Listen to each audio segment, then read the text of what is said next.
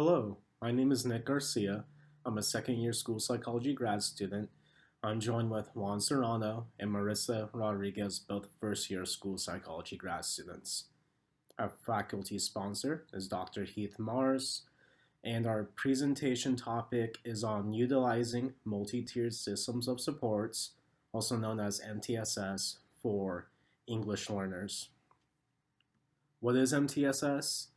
MTSS is a framework for enhancing the adoption and implementation of a continuum of evidence-based practices to achieve important outcomes for every student.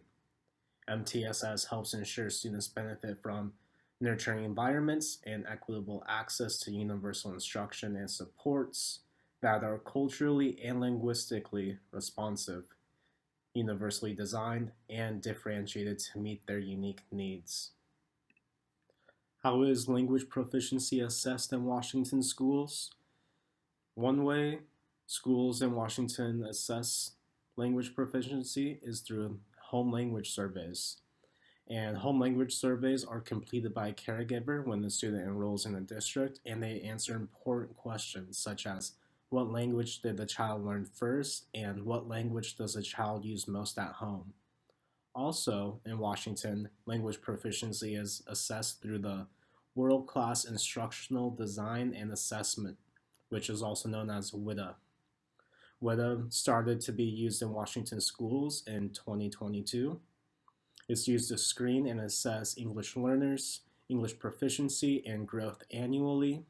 It assesses English proficiency in reading, listening, speaking, and writing, and it derives 3 important scores of oral language, literacy, and an overall score. Historically, in Washington, schools have used the English proficiency for the 21st century, also known as ELPA 21. And ELPA 21 was an English proficiency measure used to screen and use as an annual assessment, and it assessed English proficiency in reading, listening, speaking, and writing, and both WIDA and ELPA 21 use English proficiency levels to help school staffs interpret English learners' English proficiency growth. Knowing one's English proficiency is important because English learners are referred for special education at a higher rate than their monolingual peers. School teams can use the ELL critical data process during the pre-referral stage to determine the appropriateness of an English language learner referral. English language learners are learning 2 languages and transitioning from their native language to English. It's not that they are more likely to have a learning disability, they are just learning 2 languages and don't have the language proficiency expected of them, making regular instruction difficult. When using the ELL critical data process, school teams can use the analysis matrix that's presented on the poster, which considers 16 data points when considering the appropriateness of a referral for an English language learner. Answers important questions such as education in their primary language, years learning English, rate of growth on the state language acquisition tests, and types of interventions that have been tried. The more data points that support the referral presented on the chart, the more appropriate the referral for an English language learner will be. If the data points are down at the bottom, showing that the referral isn't appropriate, then school teams shouldn't go through with the referral for an English language learner. Thank you. And next, Juan is going to talk about reliability and validity of universal screeners for English learners. Thank you. Hello everyone. I will be discussing the reliability and validity of universal screeners for English learners. So there are several important components of MTSS. Evidence-based Tier 1, Tier 2, Tier 3 interventions, universal screening, and progress monitoring. Universal screeners are assessments that are administered to help assess student reading skills. students provided MTSS universal screening support undergo academic skill assessments 3 times per year, and universal screeners are used across almost all points of MTSS to assess either current reading abilities or growth. An important question to ask when working with English learners: are universal screeners effective? Do they predict future outcome for English learners as well as they do for non-ELs? So for this presentation, we will be looking at 2 forms of universal screeners: oral reading fluency and nonsense word fluency. Oral reading fluency is a curriculum-based measurement that assesses how quickly, accurately, and automatically someone can read. There is evidence that suggests that oral reading fluency can accurately classify or diagnose students at risk for not meeting reading standards.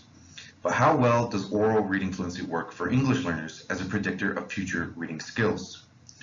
So, research has concluded that oral reading fluency is correlated with reading outcomes similarly to native English speakers. However, diagnostic accuracy wasn't as strong for English learners, and the multiple screening process, which includes other variables such as assessing vocabulary and oral language skills, is recommended. Overall, this means that other assessments, data, and variables should be studied to truly assess the reading abilities of an English learner. Another test that we're going to be studying is nonsense word fluency.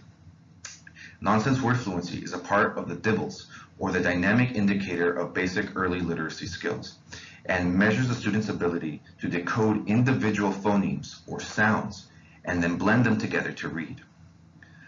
Scores of 50 or better on nonsense word fluency at the end of first grade indicate low risk for future reading problems. For English learners, first grade nonsense word fluency scores were able to predict 80% of students above the 25th percentile on 3 third grade reading outcome measures. What this ultimately means is that nonsense word fluency could predict which students, based on their first grade scores, would perform as well or better than their same aged peers during the 3rd grade when it came to reading abilities. So overall, what does this tell us? Well, it tells us that some universal screeners can tell us a lot about the progress English learners are making in their reading abilities. But it's also important to get as much information as possible from other areas. It can also be crucial to ask questions about the tools that you use, such as, who was the sample population when these tests were created? Did they take English learning communities into account? How old are the norms and the data? And maybe most importantly, will the screener provide appropriate, valid, and reliable information? And now I'm going to pass the presentation on to Maritsa Rodriguez, who will discuss how to provide best practices for English learners. Thank you. Now we will be talking about the best practices of MTSS for English language learners. Developing best practices for English language learners involves community support just as much as school supports. Because there are 400 languages spoken in public education, providing equitable best practices meets the needs of the communities represented and served.